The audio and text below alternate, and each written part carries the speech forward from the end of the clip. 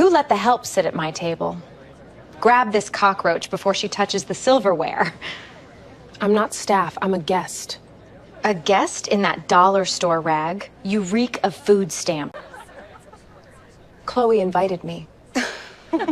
Chloe collects charity cases. This is a wedding, not a soup kitchen. I have every right to be here. Your only right here is to grab a mop. I'm not leaving. Oh, yes, you are. Victoria grabbed Danielle's dress at the shoulder and ripped it apart. Danielle stumbled.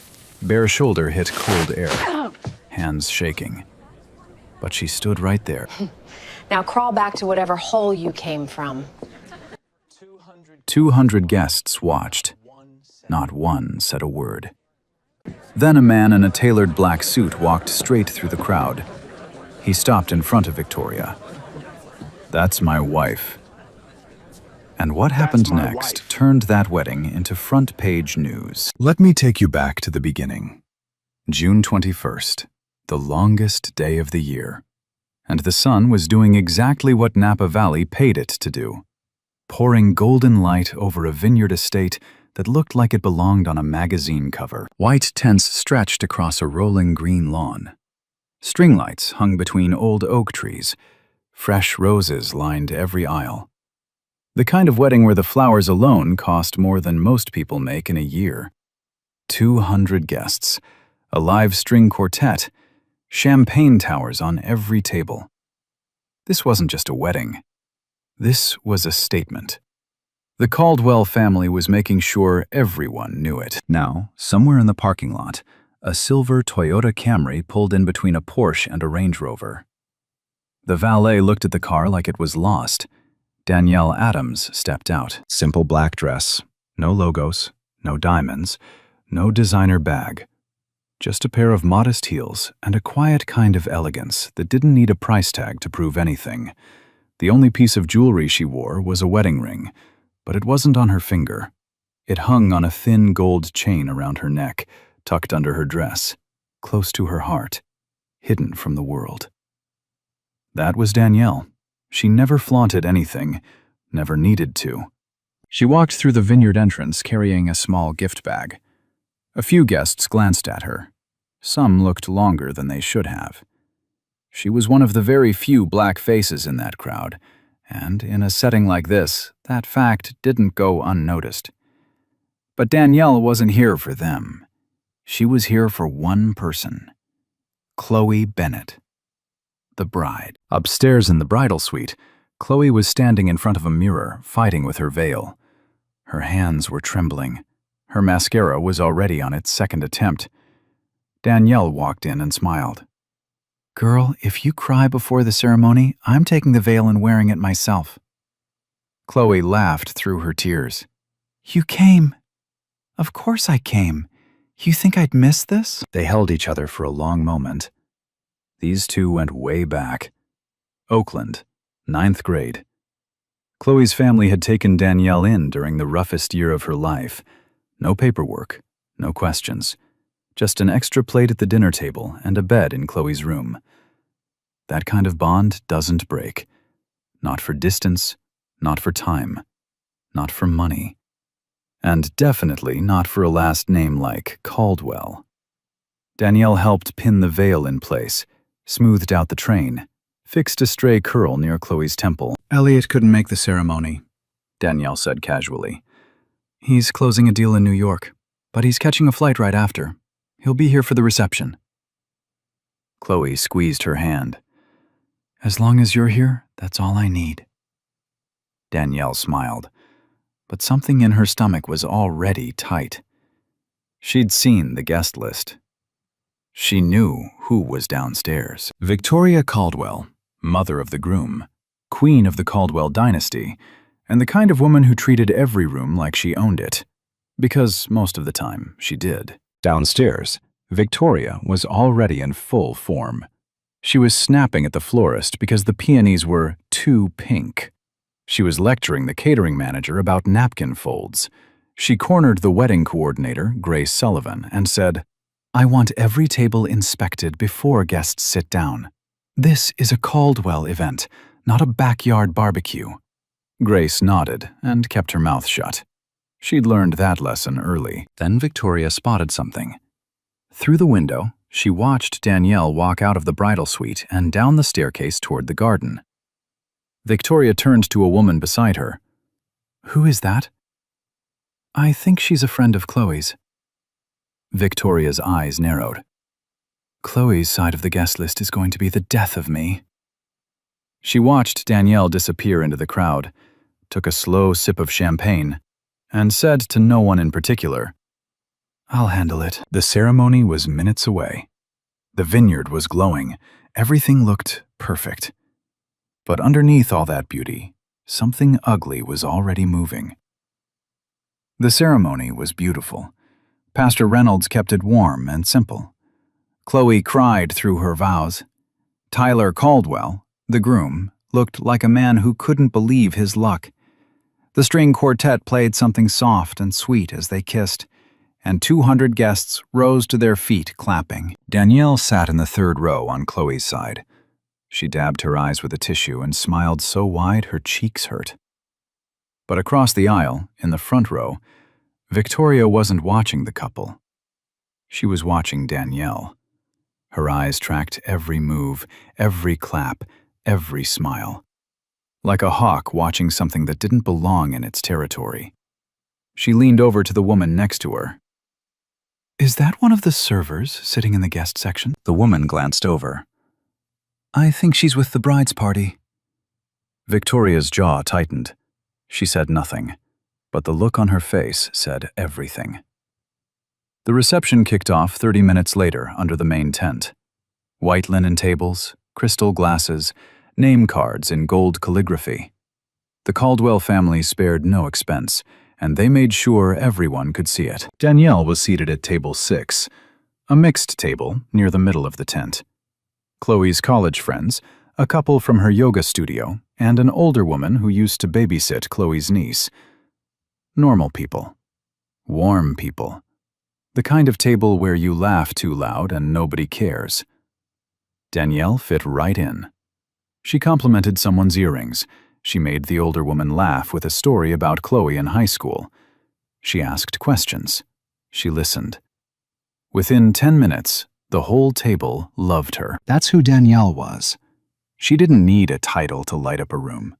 But across the tent, Victoria was watching again, and this time she was moving.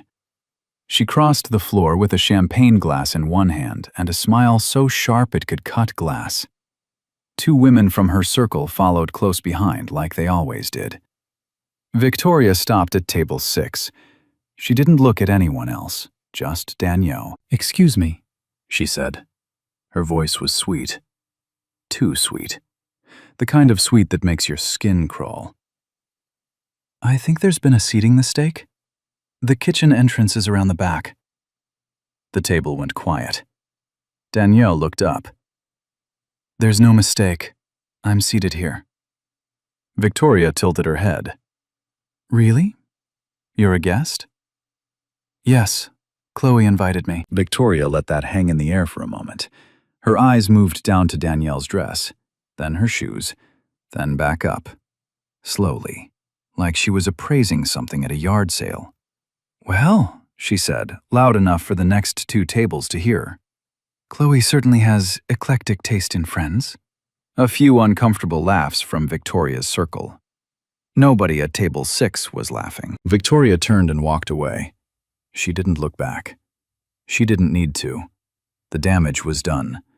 Everyone at that table felt it. That word, eclectic, didn't mean interesting. It meant doesn't belong here. Danielle picked up her water glass, took a sip, set it down. Her hand was steady, but the woman next to her could see the muscles in her jaw flexing. She didn't say a word. 20 minutes later, the toasts began. Tyler's best man told a funny story about college. Chloe's maid of honor cried through a beautiful speech about friendship. The crowd laughed and clapped and raised their glasses. Then Victoria took the microphone. She stood at the head table like she owned the room, because in her mind she did. She smiled at the crowd. She thanked the guests. and then she started talking. "Marriage," she said, "is about legacy. It's about standards. It's about knowing who you are and where you come from." She paused. "The Caldwell family has always understood that. We've always known the value of keeping our circle refined." She looked directly at Chloe's side of the room when she said it. "My hope for Tyler and Chloe is that they build a life that reflects the values this family was built on. Values of class, of dignity, of knowing who belongs at your table." Danielle stared at her plate. The older woman beside her reached under the table and squeezed her hand. The toast ended. Applause. Victoria smiled like she'd just delivered a sermon. She walked back to her seat, champagne in hand, glowing with satisfaction. The reception moved into dinner service. Plates came out, wine was poured. The noise level rose. People started to relax. Danielle excused herself from the table. She needed air. She needed to unclench her jaw. She stood near the edge of the tent, close to the bar, watching the sunset bleed across the vineyard hills. For a moment, everything was calm. Then she felt something cold hit her chest. Red wine. Splashing down the front of her black dress, soaking through the fabric, running down to her waist. She gasped and looked up. Victoria was standing right there. A server beside her was holding a now empty tray. The server's face was white with panic. "Oh," Victoria said. She pressed her hands to her chest in mock surprise. "How clumsy. I must have bumped him." She hadn't bumped him. The server knew it. Danielle knew it. Every person within 10 feet knew it. Victoria looked down at the wine stains spreading across Danielle's dress. She didn't bother hiding her smile. "Don't worry about it, sweetheart. I'm sure that dress was from a clearance rack anyway. A little wine might actually be an improvement." Laughter. Not from everyone, but enough. Victoria's circle, 3 or 4 voices, just loud enough to sting. Danielle stood there, red wine dripping from her chest to her hem. Her hands trembled at her sides. She could feel the cold liquid soaking through to her skin. She grabbed a napkin from the bar, dabbed the stain, didn't look up. "Accidents happen," she said quietly. Her voice was calm, but if you looked closely, really closely, you could see her nostrils flare. You could see the vein in her neck pulse just a little faster. You could see the way her fingers pressed into that napkin, like she was holding on to her last thread of composure. Victoria leaned in close enough that only Danielle could hear. "That's right," she whispered. "Clean it up. That's what your kind does best." Then she walked away, back to her table, back to her champagne, back to her throne. Across the tent, Chloe caught a glimpse of Danielle standing alone by the bar, dabbing at her dress. She started to move toward her, but the photographer grabbed her arm. "We need you for the couple's shoot in the garden. 5 minutes." Chloe hesitated. She looked at Danielle, mouthed the words, "I'm sorry." Danielle gave her a small nod, a half smile that didn't reach her eyes. "Go. I'm fine." But she wasn't fine, and the night was far from over. Danielle looked down at the red stain on her dress. It looked like a wound, and in a way it was. She turned and walked toward the restroom. She just needed a minute, just one quiet minute to breathe. She didn't know Victoria was already following her. The hallway behind the main tent was narrow. Stone walls on both sides, dim lighting. A row of small lanterns flickering along the floor. It was meant to feel romantic. Right now, it felt like a trap. Danielle walked quickly. The wine stain on her dress was still wet. She could feel it cold against her stomach. She just needed to get to the restroom, rinse it out, collect herself. Go back out there and survive the rest of this night for Chloe's sake. She didn't make it. "Where do you think you're going?" Victoria's voice came from behind her, sharp, close. Danielle stopped. turned around. Victoria was standing at the other end of the hallway, arms crossed, champagne gone. Her face wasn't wearing the fake smile anymore. This was the real Victoria, the one her friends only whispered about. "Back to the party," Danielle said. "After I clean up the mess you made." Victoria took a step forward. "Let me make something very clear to you. I don't know how you got in here. I don't know what story you told Chloe. But this is my son's wedding, my family's event. And people like you do not belong in this room." "People like me." "Don't play dumb. You know exactly what I mean." Danielle felt her pulse climb, but she held her ground. "Chloe is my best friend. She has been since we were 15. I'm not going anywhere." Victoria laughed. Not a real laugh. A sharp, ugly sound that echoed off the stone walls. "Best friend? You? Let me guess, she felt sorry for you, took you in like a stray, fed you, gave you clothes, and now you follow her around like a lost puppy, hoping some of her life rubs off on you." Danielle's hands curled into fists at her sides. "You don't know anything about us." "I know enough. I know your type. You people always find a way to sneak into places you weren't invited. You smile. You play nice. You sit at the table like you earned a seat. But we both know the truth." She stepped closer, close enough that Danielle could smell the champagne on her breath. "You didn't earn anything. You don't have anything. You're nothing." Danielle's voice dropped low, steady. "I'm more than you'll ever understand." That was the wrong thing to say. Or maybe it was exactly the right thing. Because something in Victoria's face shifted. The mask didn't just slip. It shattered. "More? You think you're more?" Victoria's voice rose. "You're a black girl in a cheap dress at a wedding you weren't built for. Your mother probably cleaned houses for a living. Your father probably wasn't even in the picture. Am I wrong?" Danielle said nothing, but her eyes glistened. Victoria saw it, and she pressed harder. "That's what I thought. You don't even have the dignity to admit what you are. At least the servers know their place. You sit there pretending you're one of us, but you will never be one of us. Not in 1,000 years." A small sound escaped Danielle's throat. Not a word, just a breath that carried the weight of every insult she'd swallowed tonight. Victoria smiled. She smelled blood, and she went in for the kill. She reached out and grabbed Danielle's dress at the shoulder. Her fingers twisted into the fabric. Danielle tried to pull back. Too late. Victoria yanked, hard. The fabric tore, a loud, ugly rip that echoed through the hallway. The sleeve separated from the bodice. Danielle's left shoulder was completely exposed. She stumbled sideways. Her hip hit the stone wall, and as she stumbled, something swung out from under her neckline. A thin gold chain, and hanging from it, a ring. A wedding ring with a diamond that caught every flicker of lantern light in that hallway. Victoria didn't even notice it. She was too busy staring at Danielle like she'd just disciplined a misbehaving child. "Now you look exactly like what you are," Victoria said. "Trash.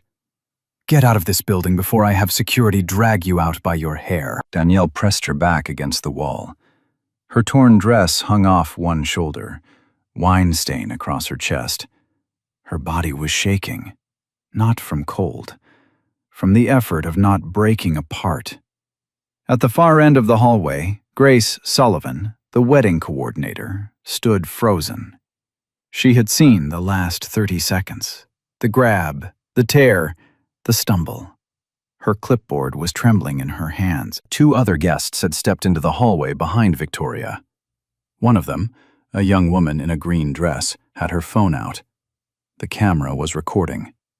She didn't say a word. She just held it steady. Victoria didn't see any of them. She was already on the move. She walked back toward the reception tent, flagged down a venue security guard, a big man in a black polo, and pointed toward the hallway. "That woman back there. She's not a guest. She's been harassing me all evening. I want her removed. Now." The guard looked toward the hallway. He saw Danielle. Torn dress, wine stains, standing alone against the wall. She didn't look like a troublemaker, but Victoria was the mother of the groom, and the mother of the groom was giving an order. He walked over. "Ma'am, I'm going to need you to come with me." Danielle looked at him. "I'm a guest. Call Chloe Bennett, the bride. She'll confirm it." "Ma'am, I've been asked to escort you out. Just call her. Please." The guard reached for his radio, but Victoria was right behind him. "Don't waste time. Just get her out. I'll take full responsibility." The guard hesitated, then nodded. "Ma'am, please come with me." Danielle looked past him, past Victoria, into the reception tent, where 200 people were eating and drinking and laughing, where her best friend was somewhere in a garden taking photos, completely unaware that any of this was happening. She looked down at her torn dress, at the wine stain that had dried into a dark red map across her stomach, at the ring hanging from her chain, swinging gently against her exposed collarbone. She picked up her clutch from the floor, straightened her back, and walked. Not because she accepted it, but because she knew something Victoria didn't. The guard walked Danielle through the foyer, past the coat check, past the flower arrangements, past a table of welcome cards that spelled out Tyler and Chloe in gold letters. Guests in the hallway stopped talking as she passed. They stared. They whispered. Some of them looked away, not because they didn't see what happened, because they didn't want to get involved. Danielle reached the front entrance. The evening air hit her bare shoulder. The sun was going down. The vineyard glowed orange and purple in the distance. Beautiful. Empty. She pulled out her phone. One call. It rang twice. "Elliot." Her voice was steady, barely. "How far are you?" A pause on the other end. "I need you here. Now." She hung up, slipped the phone back into her clutch, and stood there in the fading light, holding her torn dress together with one hand. 15 minutes. That's what he'd said. 15 minutes. She could hold on for 15 more minutes. 14 minutes later, a black Maybach Pullman rolled up the vineyard's gravel driveway. Slow. Quiet. The kind of car that doesn't announce itself because it doesn't need to. The valet stepped forward, then stopped. He looked at the car, looked at the plates, looked at the car again. His hand dropped to his side. The rear door opened. Elliot Adams stepped out.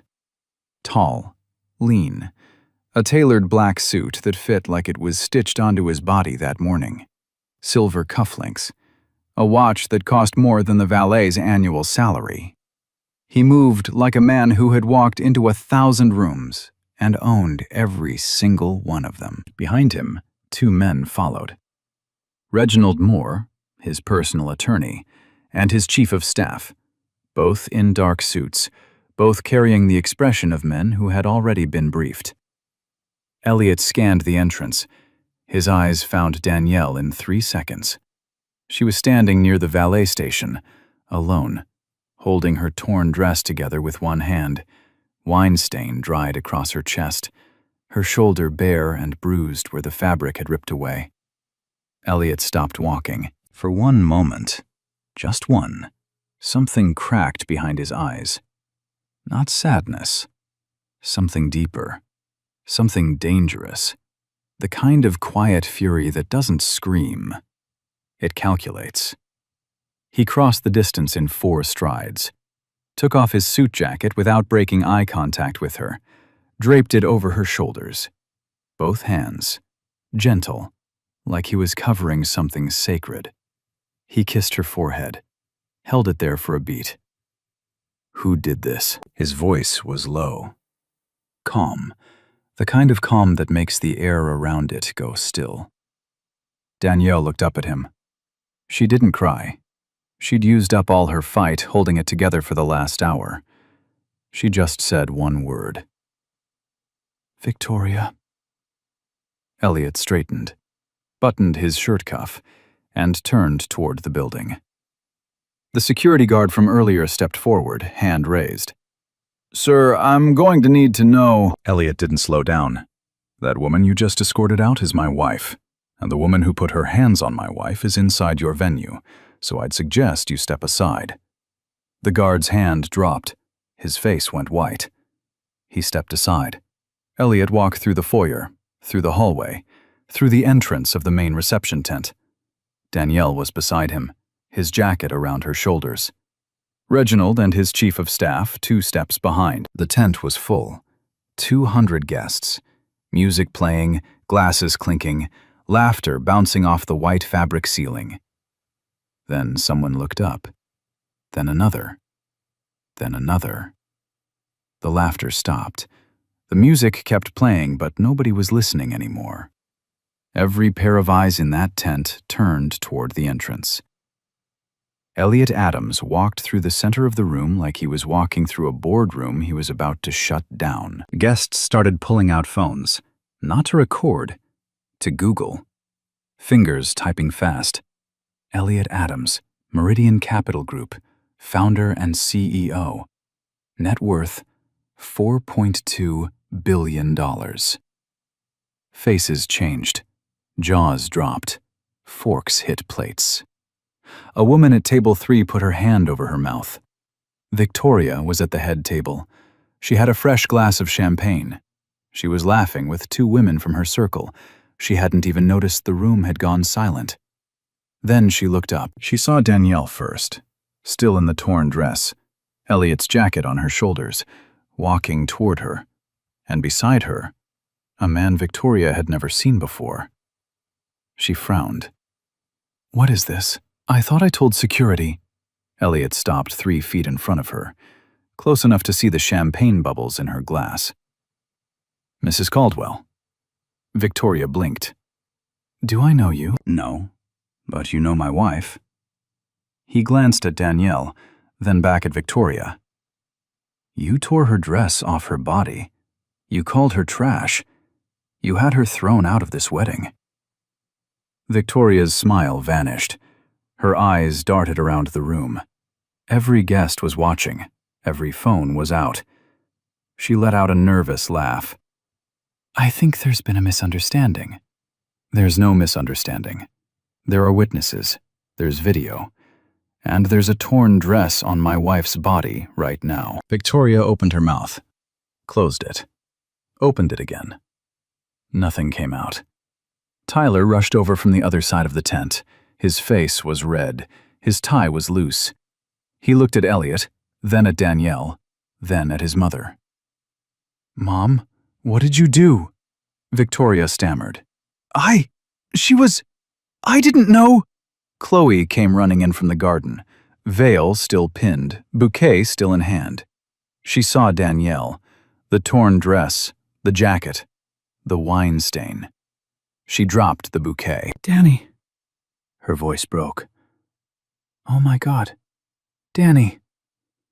She threw her arms around Danielle and held on, tears streaming down her face. Her white gown pressed against Elliot's black jacket. The entire room watched. Nobody moved. Nobody breathed. Victoria stood alone at the head table, champagne glass still in her hand.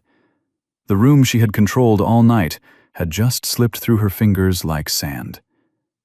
And for the first time in her entire life, Victoria Caldwell had absolutely nothing to say. The silence lasted about 10 seconds.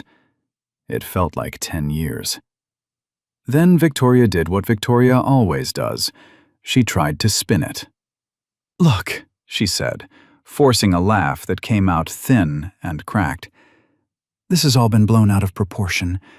I didn't know she was anyone important. If I had known... Elliot cut her off. Not with volume, with precision. If you had known, that's what you just said. He took one step closer. So if she weren't my wife, if she were just a woman in a dress at a wedding, what you did would have been acceptable? Victoria's mouth opened. Nothing came out. You ripped a woman's dress off her body. You called her trash. You had her thrown out of a building, and your defense is that you didn't know she was rich? The room was so quiet, you could hear the string quartet's bow case click shut in the corner. The musicians had stopped playing. Even they were watching. Victoria looked around the room for support, for a single, friendly face, for someone, anyone, from her circle to step in and back her up. Nobody moved. Tyler stepped forward. His face was tight. His voice was shaking. But for the first time in his life, he wasn't shaking from fear. He was shaking from anger. Mom, Danielle is Chloe's best friend. She's been in Chloe's life since they were teenagers. That makes her family. My family.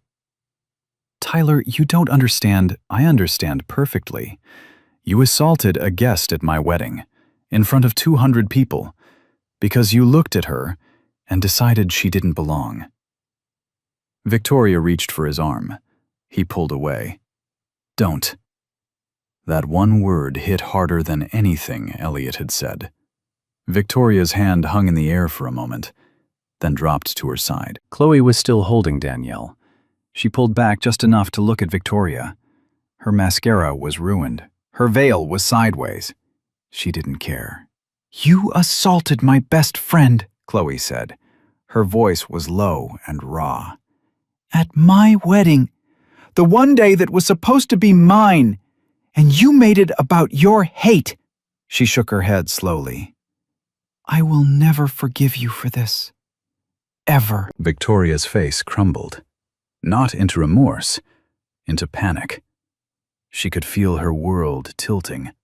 The room, the guests, her son, her new daughter-in-law. Everything she had built her identity around was cracking under her feet. Elliot already had his phone out. He'd made the call before he even entered the tent. Calm. Quiet. 3 sentences to the Napa County Sheriff's Department. Officer Dawson arrived in 18 minutes, 2 deputies with him. They came in through the side entrance. No sirens, no drama. Just 3 officers walking into a wedding reception like it happened every Saturday. Elliot's attorney, Reginald Moore, was already waiting for them. He had the cell phone video queued up on the tablet. The young woman in the green dress, the one who had recorded the hallway incident, had shared it within minutes of Elliot's arrival. She didn't even hesitate. The video was clear. 32 seconds of footage. Victoria grabbing the dress, the fabric ripping, Danielle stumbling, Victoria's voice saying every word. Crystal clear audio. Officer Dawson watched it twice, then looked at Victoria. Ma'am, I need to speak with you outside. Victoria straightened her spine, lifted her chin, put on the voice she used at charity galas and board meetings. Officer, I'm Victoria Caldwell. My family has donated extensively to the Police Benevolent Fund. I'm sure we can sort this out. Ma'am, outside, now. The voice left no room. Victoria's name-dropping bounced off Officer Dawson like rain off concrete.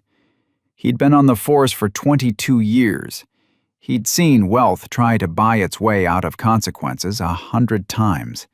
It never worked. Not on his watch. Victoria was escorted out of the reception tent in front of every guest. No handcuffs. Not yet.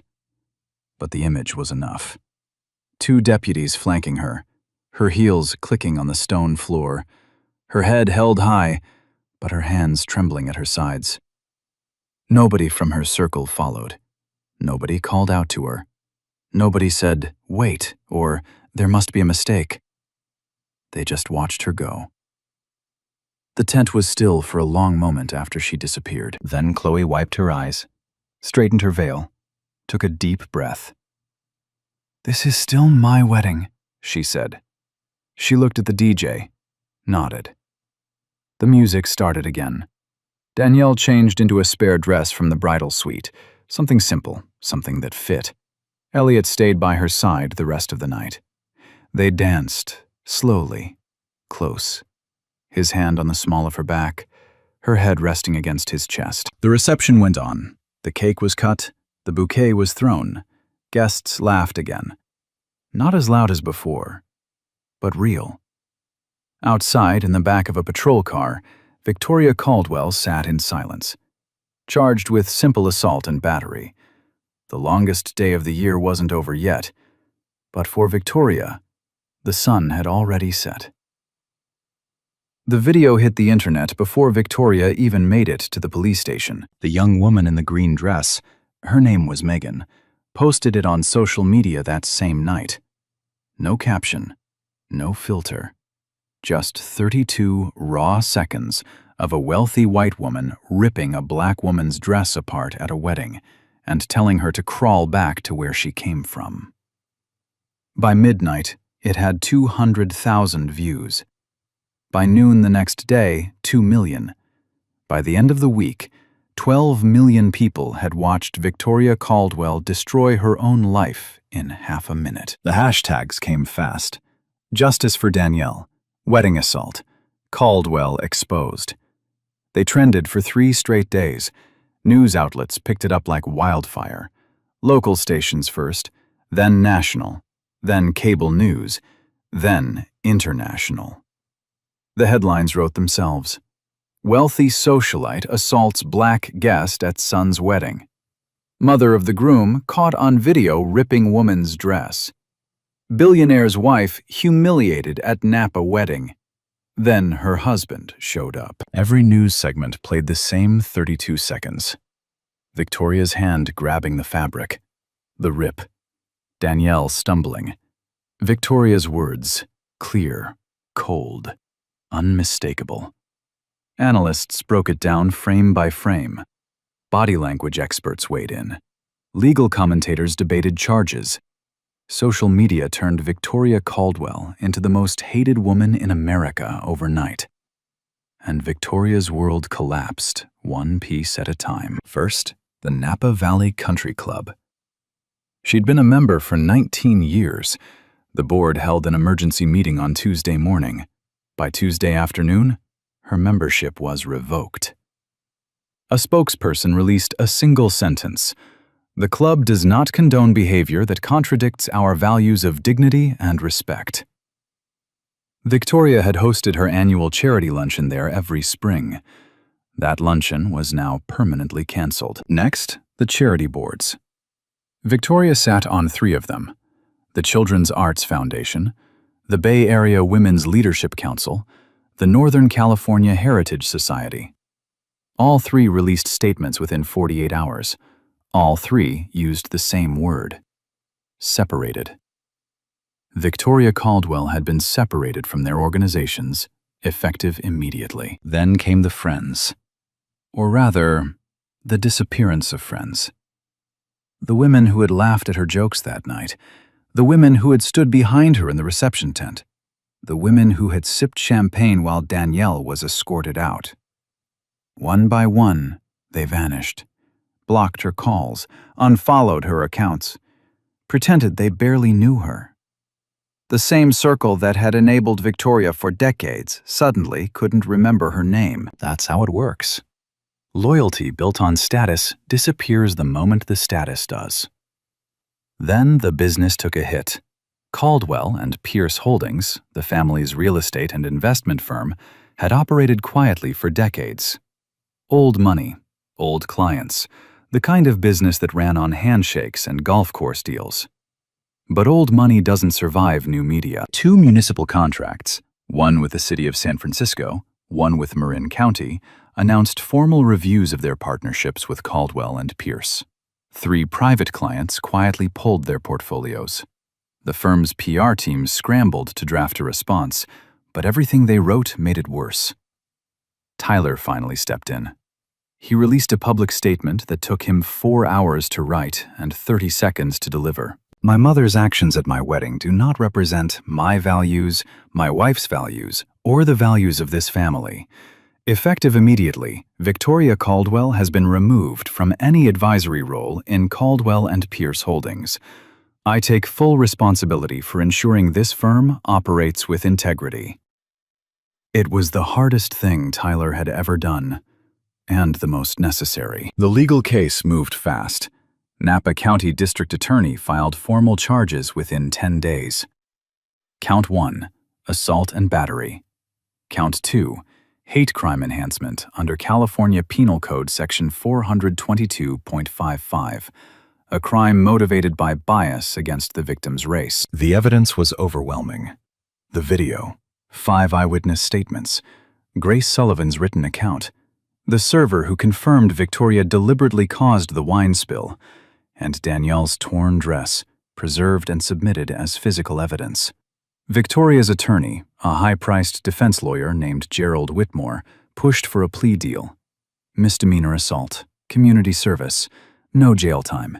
Case closed quietly. Danielle and Elliot didn't push for a harsh sentence. They pushed for something else entirely.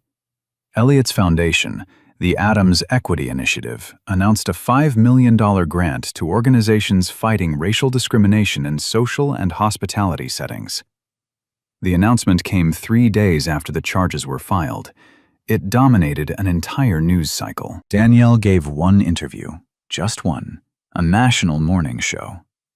She sat in a simple white blouse, no jewelry except the ring on her chain. She spoke calmly, clearly, without anger. "I wasn't targeted because I'm a billionaire's wife," she said. "I was targeted because I'm a black woman. Victoria looked at me and decided I didn't belong. That happens every single day to women who look like me. The only difference is that this time, there was a camera." The clip went viral on its own. Another 8 million views. Victoria rejected the plea deal. Her attorney advised against it. Her own son advised against it. But Victoria Caldwell had spent 56 years believing that her name, her money, and her connections could get her out of anything. She was wrong. The trial lasted 4 days. The prosecution played the video on the first morning. The jury watched it 3 times. One juror, a middle-aged woman in the back row, closed her eyes during the third viewing and shook her head.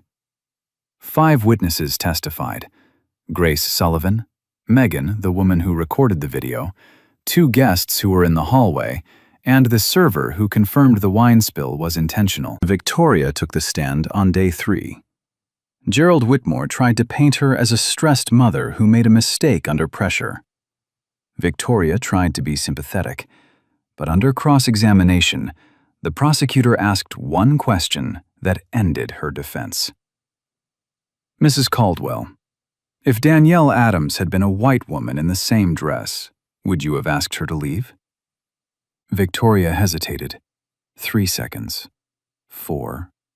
5. That's not what this was about. Answer the question, please." She never did. The jury deliberated for 6 hours. They came back with a guilty verdict on both counts. The sentencing hearing was held the following week. The courtroom was packed. Media in the back rows, cameras outside. Victoria sat at the defense table in a navy suit. No champagne, no circle of friends, just Gerald Whitmore and a glass of water. The judge, Honorable Patricia Coleman, read the sentence. 18 months of probation, 200 hours of community service to be completed at nonprofit organizations serving underserved communities, mandatory enrollment in a certified anti-discrimination counseling program, a permanent restraining order prohibiting any contact with Danielle Adams. Judge Coleman removed her glasses and looked directly at Victoria. "Mrs. Caldwell, wealth is not a license to dehumanize others. A wedding invitation does not come with a hierarchy of human worth. What you did was not a mistake. It was a choice. And choices have consequences."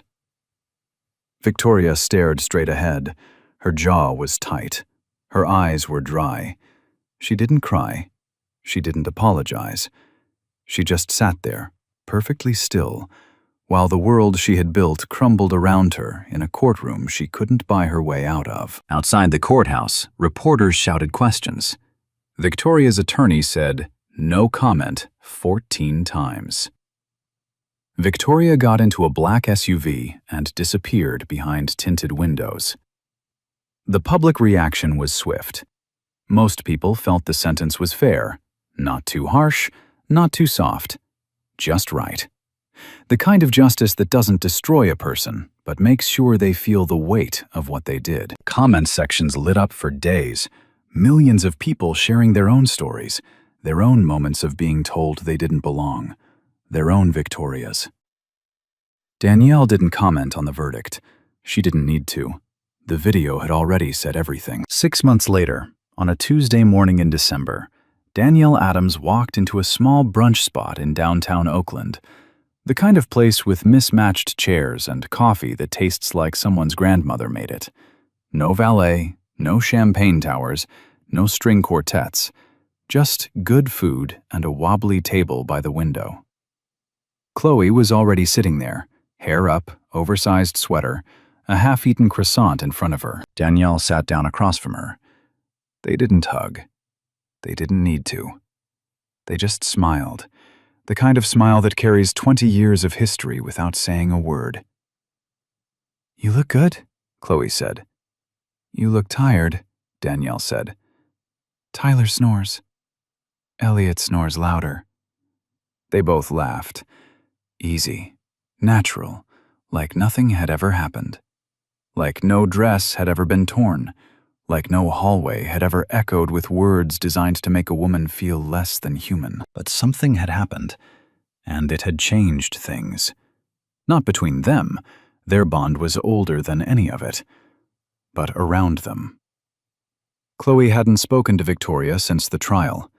Tyler supported that decision completely. He called his mother once a month, short conversations, surface level. He loved her because she was his mother. But he no longer trusted her. And trust, once broken at that level, doesn't come back easy. Victoria completed her community service. 200 hours at a family resource center in East Oakland. She showed up on time. She did what was asked. She didn't complain, at least not publicly. But whether she actually changed? That's a harder question. A volunteer at the center told a reporter that Victoria was overheard on her last day saying, "Thank God that's over. I've never spent so much time in a place like this in my life." So, draw your own conclusions. Some people learn. Some people just serve their hours and go home. Danielle didn't spend much time thinking about Victoria anymore. She had other things on her mind. After the trial, something shifted. Invitations started coming in, speaking requests, panel discussions, podcast interviews. Organizations focused on racial equity and social justice reached out, asking Danielle to share her story. She said yes. Not because of the video, not because of Elliot's name, but because she'd lived the experience that millions of black women live every single day. Being looked at and immediately categorized. Being told, without words or with them, that you don't belong. She spoke at a women's leadership conference in Atlanta. She gave the keynote at a hospitality industry summit in Chicago. She partnered with 2 nonprofits focused on bias training in high-end service environments. She didn't do it for attention. She did it because the platform landed in her lap, and she wasn't the kind of person who wastes an opportunity to make something better. Elliot supported every bit of it. Quietly, from the background, the way he always did. One evening, they were home. Elliot was reading on the couch. Danielle was curled up beside him, scrolling through emails on her phone. The house was quiet. The kind of quiet that only exists when 2 people are completely comfortable in each other's silence. "Hey," Elliot said. She looked up. "You okay?" She thought about it. Really thought about it. "Yeah," she said. "I was okay the moment you put your jacket on my shoulders." He didn't say anything. He just reached over and held her hand. Sometimes the biggest moments don't need big words. So here's the thing I want to leave you with. The lesson of this story is not that Danielle needed a billionaire husband to get justice. The lesson is that she shouldn't have needed one at all. Dignity is not something you earn with a net worth. It's not something that shows up in a Maybach. It's something every single person is owed the moment they walk into a room. Any room. No exceptions. The real question isn't whether people like Victoria exist. We all know they do.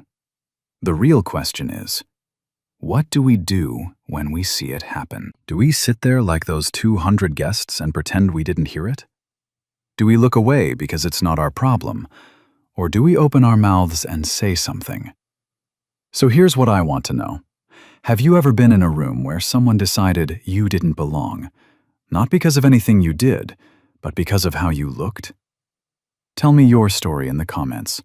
I read every single one. And if this story made you feel something, anything, hit that like button. Share it with someone who needs to hear it. And subscribe so you don't miss the next one.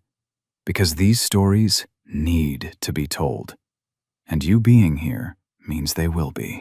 32 seconds, that's all it took for Victoria to do everything and for the world to see exactly who she really was. But here what this story is really about. Danielle didn't arrive in a Maybach. It was there the whole time. In the way she stood still when her dress was torn off her body. In the way she refused to break when every word was designed to shatter her. Victoria didn't lose because she messed with a billionaire wife. But consequence doesn't either. Now I want you to sit with something uncomfortable. If there was no camera in that hallway, no billionaire on the way, then Danielle get justice. Although she just drive home in a torn dress and swallow it, like millions of women do every day. At what point the silence become permission? And how many times have we been one of those 200 guests and chosen comfort over courage?